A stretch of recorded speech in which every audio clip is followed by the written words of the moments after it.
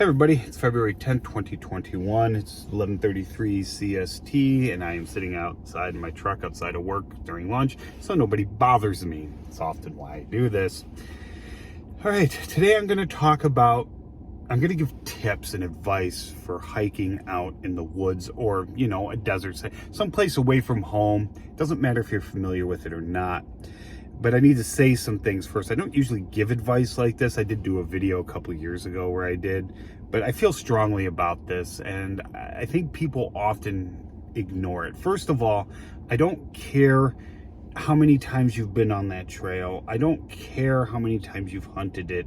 I don't care if you're an ex-Army Ranger or you have vast military experience, because usually if you're in the military, you're not out there alone. And I have been in the woods in the military for many years. You don't want to go alone. People disappear all the time. It doesn't matter how much experience you have, what your background is. You could be there 1 second and gone the next. And I'm not going to get into reasons why this happens, but even with somebody, it doesn't necessarily guarantee anything. There's people who have been with a hiking buddy in the woods and all of a sudden they're gone. All right. But there's some general things you can do to avoid getting in that type of situation or just becoming a 411 statistic, if you will. Always go with somebody else. Always. Okay, someone who can keep pace with you, someone who you can keep eye shot with you at all times. I'm not talking about your kid, your 5-year-old. Okay, you can bring them with you, but they don't count as a second person. And the more people you have, the better this is. You also want a third party to know where you are. You use your cell phone, even if they're not with you, you can call, a family member or something and be like, hey, me and my wife, we're going to hike this area. If you don't hear from us, a text or something in 5-6 hours or a day, please call the police, something like that. So somebody has some idea where you are. You can also frequently check in with that third party.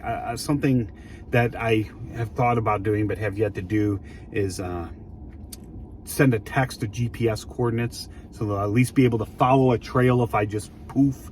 And I very rarely, as I've gotten older, when I was younger, I'd go into the woods all the time by myself. It doesn't just have to be the woods. It could be the desert or something like that. I used to do that all the time. Now I don't do that. It's usually me and my wife. We don't have kids, so we don't have to worry about them coming with.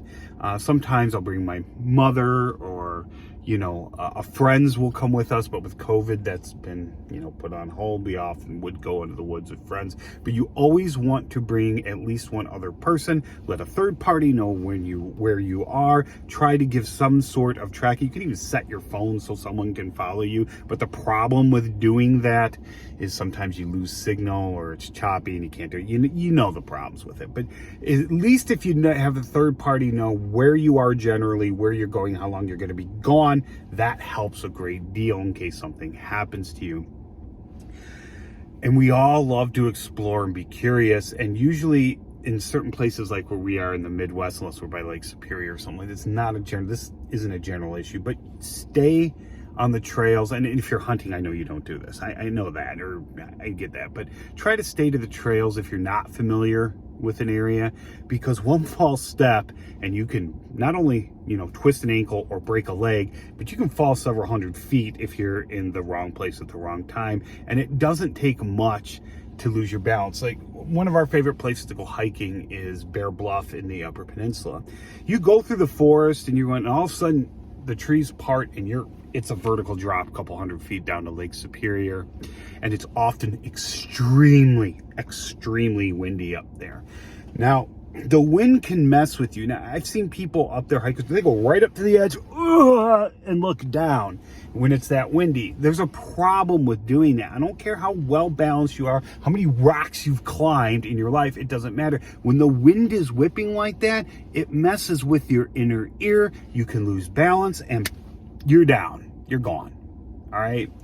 And plus there's other things like animals. I've talked about this before. Nature is not your friend. All right.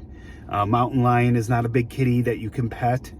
If you see a wild horse, you don't try to chase it. If you see a buffalo, you don't go up and try to pet it. All right, you just don't do these things. Insects and small reptiles are also another big deal. They're not so much up here.